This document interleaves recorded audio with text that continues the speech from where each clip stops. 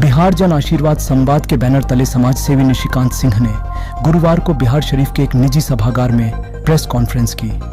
पिछड़ों और वंचित समुदाय की राजनीतिक भागीदारी के लिए राज्य भर में जन आशीर्वाद संवाद करने का ऐलान किया।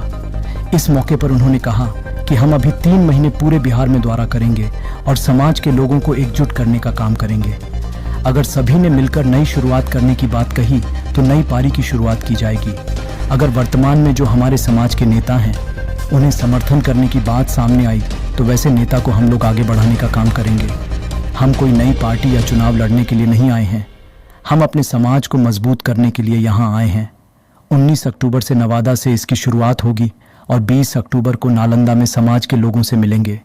मैंने अभी जैसे बोला कि ये जो 3 महीना का जो भ्रमण होगा, जो दौरा होगा, उसके बाद हमारे समाज का जो फैसला होगा, अगर हमारे समाज हमें कहती है कि नहीं उपेंद्र कुशवाहा जी का ही हाथ मजबूत किया जाए उन्हीं को, तो मैं उपेंद्र कुशवाहा जी को भी साथ देने के लिए तैयार हूँ। अगर हमारे समाज बोलते हैं कि नहीं हमें जितना टाइम देना चाहिए था उपेंद्र कुशवाहा जी को 20 साल हमने दिया, अब हमें ऐसे लीडर की जरूरत है या ऐसे विकल्प की जरूरत है जो समाज को लीड कर सके, तो नया विकल्प देने की भी जरूरत है, तो मैं उसको भी दूंगा। विधानसभा चुनाव को लेकर क्या तैयारी कर रहे हैं? विधानसभा का अभी मेरा कोई भी तैयारी नहीं। अभी मेरा 3 महीने का जो तैयारी है वो मैं बता रहा हूँ कि 3 महीने मेरा पहला लक्ष्य है कि पूरे बिहार के मैं हर जिले को दौरा करूं, अपने समाज के एक लोगों से मिलूं, उनके समस्याओं को समझूं, उनके विचारधारा को समझूं, उनके विचारों को समझूं।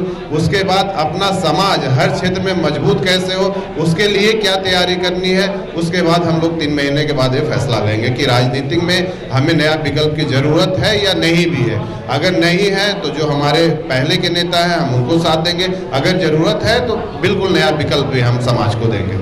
जब इलेक्शन आता है, जब समाज को याद आता है। नहीं, मैंने वही अभी बोला कि मैं पिछले 5 सालों से 2019 से मैं अपना समाज का सेवा कर रहा हूं। अगर इलेक्शन होना होता या आना होता तो मैं 2019 में भी आप प्रेस कॉन्फ्रेंस कर सकता था, 2020 में भी इलेक्शन था उस टाइम भी कर सकता था, 2024 में भी कर सकता था, MP लोकसभा का चुनाव में भी कर सकता था।